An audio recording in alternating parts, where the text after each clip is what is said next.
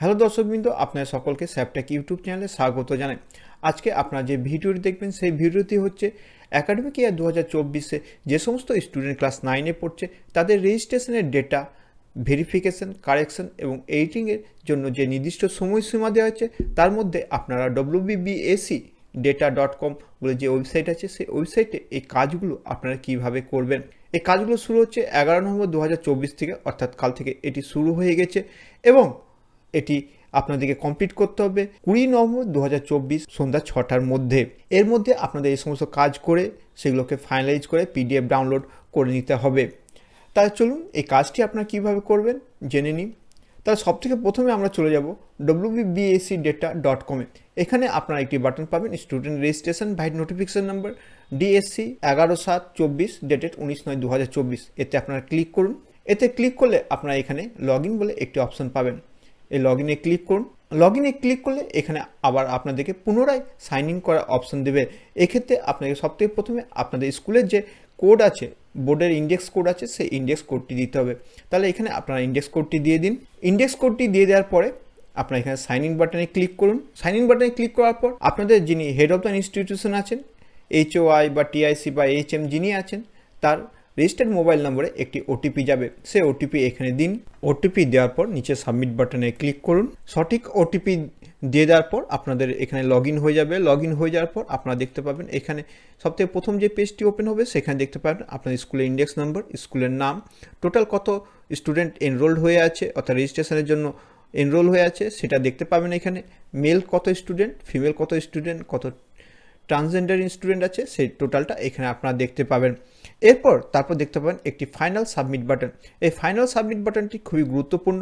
যদি এতে আপনারা একবার ক্লিক করে সাবমিট করে দেন তাহলে কিন্তু আর আপনার কোনো ডেটা আপনারা এডিট করতে পারবেন না যদি দরকার থাকে তাহলে।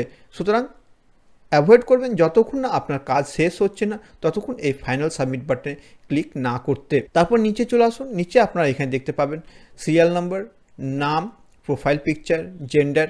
ছেলেদের ক্ষেত্রে 1 থাকবে, মেয়েদের ক্ষেত্রে 2 থাকবে। তারপর থাকবে father name, mother name, guardian name, date of birth. তারপর থাকবে এডিট অপশান। তারপর থাকবে পিডিএফ ভিউ অপশান। পিডিএফ ভিউতে ক্লিক করলে যেমন রেজিস্ট্রেশন করার সময় একটা পিডিএফ তৈরি হয়েছিল সেরকমভাবে আপনার একটা পিডিএফ দেখতে পারবেন। আর এডিট অপশানে গেলে আপনার আগের রেজিস্ট্রেশনের সময় যখন আপনার যে ফর্মটি দেখেছেন সেরকমই একই রকম একটি ফর্ম চলে আসবে। তাহলে মনে করুন প্রথম যে স্টুডেন্ট আছে, প্রথম স্টুডেন্টের এখানে দেখলেন কোনো কিছু একটা ভুল আছে, তাহলে সেক্ষেত্রে তার এডিটের দরকার। তাই সেক্ষেত্রে আপনারা এখানে এডিট বাটনে ক্লিক করবেন। এডিট বাটনে ক্লিক করলে আগেই বলেছি যখন রেজিস্ট্রেশন করেছিলেন তখন যেমন একটি ফর্ম ওপেন হয়েছে সেরকম একটি ফর্ম ওপেন হয়ে যাবে। পার্থক্য এটাই, আগের ফর্মটি ব্ল্যাঙ্ক ছিল, এবারে ফর্মটি পুরো পূর্ণ থাকবে। এখানে আপনারা দেখতে পাবেন যে সেই স্টুডেন্টের ছবি থাকবে, সেই স্টুডেন্টের সিগনেচার থাকবে। যদি মনে দেখেন যে এখানে তার ছবি বা তার সিগনেচার ভুল আছে তাহলে সেক্ষেত্রে আপনার নতুন ছবি স্ক্যান করে বা সিগনেচার স্ক্যান করে এখানে আপলোড করবেন। তারপরে তার নাম, তার জেন্ডার, CWSN কিনা, তারপরে বাবার নাম, মায়ের নাম, গার্জেন নেম ইত্যাদি সমস্ত তথ্যগুলো থাকবে। সেই তথ্যগুলো আপনারা দেখে নেবেন যে সঠিক আছে কিনা। যদি সঠিক না থাকে তাহলে সেক্ষেত্রে আপনারা সেই সমস্ত স্টুডেন্টের ডেটাগুলোকে এডিট করে দেবেন। এডিট করা হয়ে গেলে এখানে প্রিভিউ বাটন থাকবে, প্রিভিউ বাটনে ক্লিক করবেন। প্রিভিউ বাটনে ক্লিক করার পর এখানে সেই স্টুডেন্টের তথ্যগুলো আপনাদেরকে দেখাবে নন এডিট মোডে, অর্থাৎ এখানে আপনারা এডিট করতে পারবেন না। তাও একবার এখানে চেক করে নেবেন যে হ্যাঁ, যে এডিটটা আপনি করেছেন সেটা সঠিক। এরপর এখানে সেভ বাটনে ক্লিক করে এই সমস্ত ডেটাকে আপনি সেভ করবেন। যদি এখানেও দেখেন যে কোনো কিছু ভুল আছে তাহলে সেক্ষেত্রে এখানে আবার এডিট বাটন করে এডিট করবেন এবং তারপরে আবার প্রিভিউ মোডে ফিরে আসবেন। যদি সব কিছুই ঠিক থাকে তাহলে আমরা এখানে সেভ বাটনে ক্লিক করে এই ডেটাকে সেভ করে নেব। বাটনে ক্লিক করা হলো। সেভ বাটনে ক্লিক করলে এখানে দেখুন আবার আপনাদেরকে যে প্রথম পেজ ছিল সেই পেজে ফিরিয়ে আনবে এবং যে সমস্ত ডেটাগুলো আপনারা এডিট করেছেন সেগুলো এখানে আবার রিফ্লেক্ট করবে।